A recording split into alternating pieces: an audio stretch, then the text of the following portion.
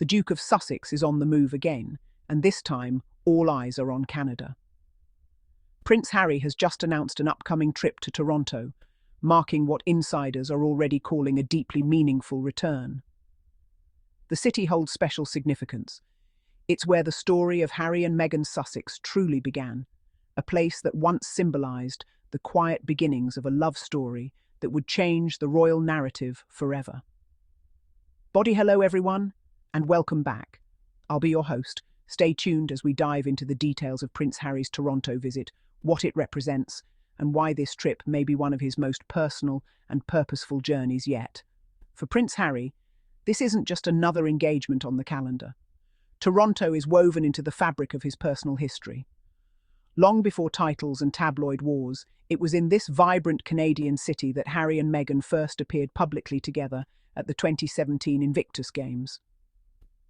That moment, casual, natural and genuine, quietly redefined what royal presence could look like, grounded, human and connected. Now, years later, he returns not as a working royal, but as a man driven by purpose, legacy and service. Reports confirm that his visit will include engagements with veterans, the Canadian Armed Forces, and charitable organisations supporting mental health and military families. For Harry, this has never been about public applause.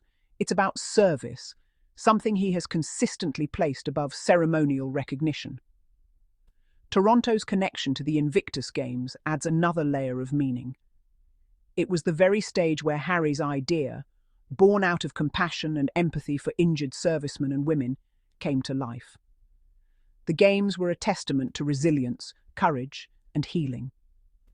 So when news broke that the Duke would return to the city that witnessed the birth of Invictus, it wasn't just an announcement, it was a full-circle moment. What stands out is the tone of the trip. There's no grandeur, no red carpets, no palace entourage. Just Harry, his mission, and his enduring bond with the people who share his passion for service.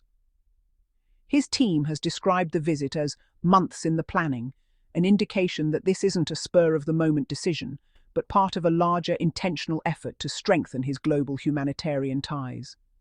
In recent years, Harry has built a platform that transcends royal confines, focusing on mental health, veterans rehabilitation, and global compassion. His involvement in initiatives like the Archewell Foundation has consistently emphasized sustainable, long-term impact over superficial visibility. Returning to Toronto embodies that very philosophy, quietly doing the work that matters most. For many, this trip feels symbolic. Toronto represents the bridge between Harry's two worlds, the royal past and the independent future he carved alongside Meghan Sussex. Back then, the city offered him peace and privacy. Now, it offers him a chance to re-engage on his own terms, without the constraints or expectations of a palace schedule. Insiders close to the Sussexes say the Duke's Canadian visit will centre around honouring the sacrifices of veterans ahead of Remembrance Day. There's talk of private meetings with Canadian Armed Forces officials and organisations that help rehabilitate service members. While details remain discreet, those who know Harry's approach understand he prefers authenticity over spectacle.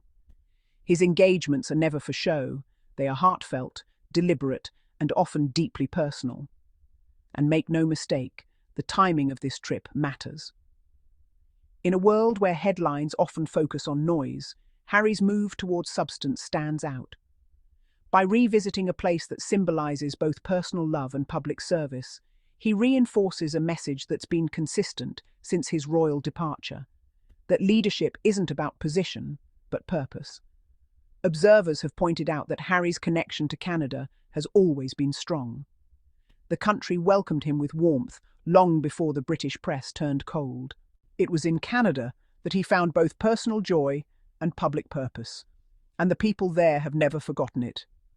Canadians still recall how he spent time meeting athletes, veterans and volunteers at the 2017 Invictus Games, laughing, listening and learning. That same compassion is what defines his upcoming visit. Of course, there's an emotional layer to all of this. Meghan Sussex lived in Toronto for years while filming Suits, and the city remains a meaningful backdrop to the earliest days of their relationship. Friends of the couple have said that Toronto represents a peaceful chapter, a place where they could simply be themselves, free from scrutiny. For Harry, returning now may feel like stepping back into that freedom, but with a greater sense of purpose and resilience. Since stepping back from royal duties, Harry's travels have reflected a shift, away from ceremonial engagements and toward tangible impact. Whether it's his work with mental health initiatives, environmental conservation, or support for wounded veterans, his efforts have stayed consistent, measured, and heartfelt. The Toronto trip fits neatly into that mission, a quiet reaffirmation of the path he chose years ago. It's also important to note how the public has received this news. Social media has lit up with excitement from Invictus supporters and Canadian fans alike, expressing gratitude that Harry continues to champion causes that truly matter. Comments online describe him as a man of substance, a son of Diana in every sense, and a symbol of purpose beyond privilege.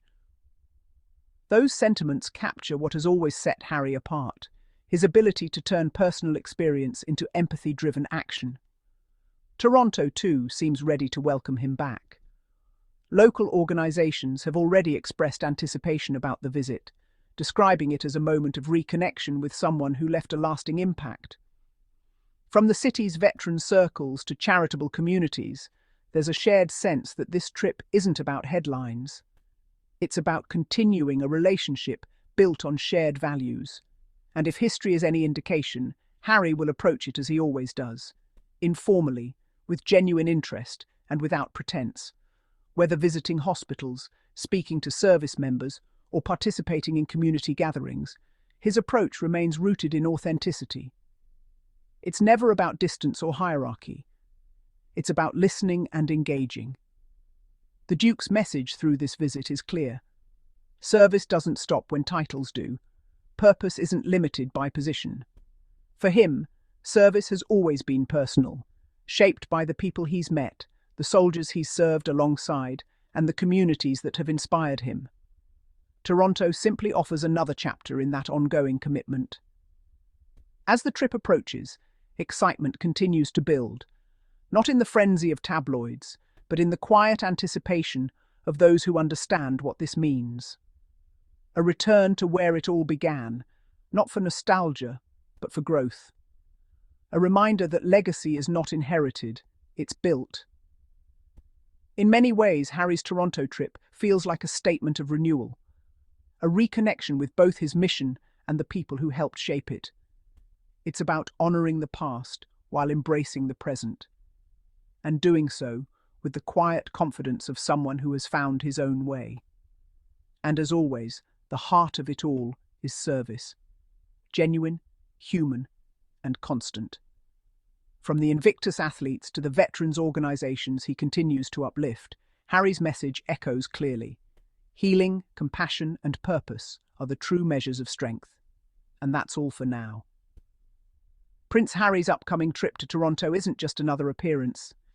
It's a story of return, reflection, and renewal. A moment that reminds us that leadership can come from the heart, not the crown. Thank you for watching. I'll be your host as always. And until next time, stay tuned and stay kind.